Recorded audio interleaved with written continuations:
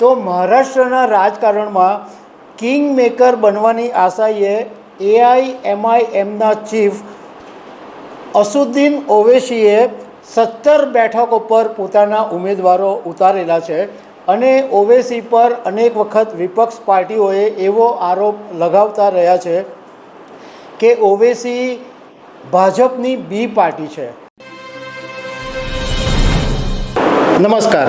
મહારાષ્ટ્રની અંદર 20 નવેમ્બરે વિધાનસભાની ચૂંટણી છે અને હવે 4 દિવસ જ બાકી છે.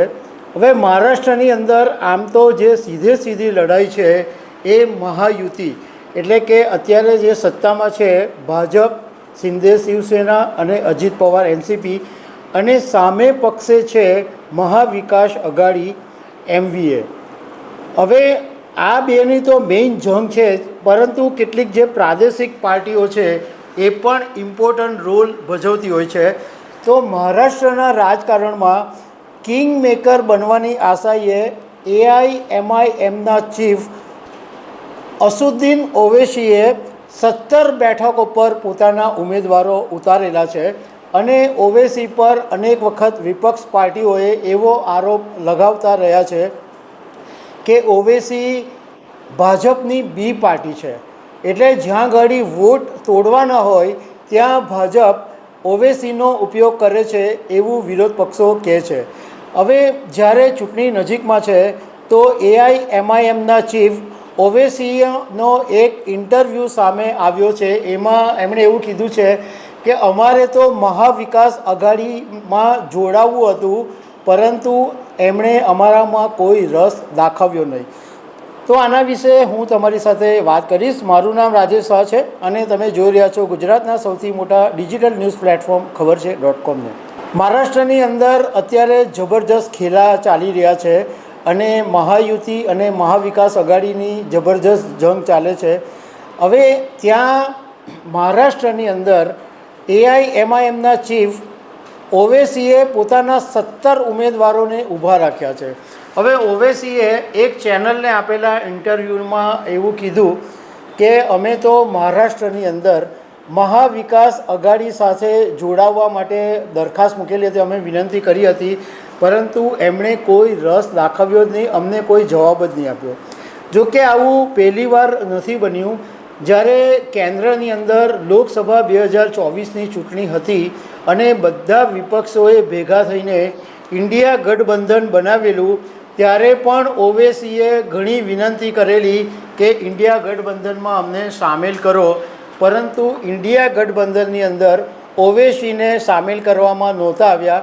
કારણ કે વિપક્ષોનું એવું માનવું છે કે આ જે ઓવૈસી છે એ ભાજપની બી પાર્ટી છે, ભાજપ માટે કામ કરે છે. ઓવૈસીએ આ ઇન્ટરવ્યૂની અંદર એ પણ વાત કરી કે ભારતની અંદર મુસ્લિમો પાસે રાજનીતિક નેતૃત્વ નથી, મુસ્લિમોની પાસે બાર્ગેનિંગ પાવર નથી, એટલે રાજનીતિક સશક્તિકરણ જે મુસ્લિમ સમાજનું થવું જોઈતું હતું એ થયું નથી અને રાજકીય રીતે મુસ્લિમોને અછૂત બનાવી દેવામાં આવ્યા છે એવું ઓવૈસીએ વાત કરી.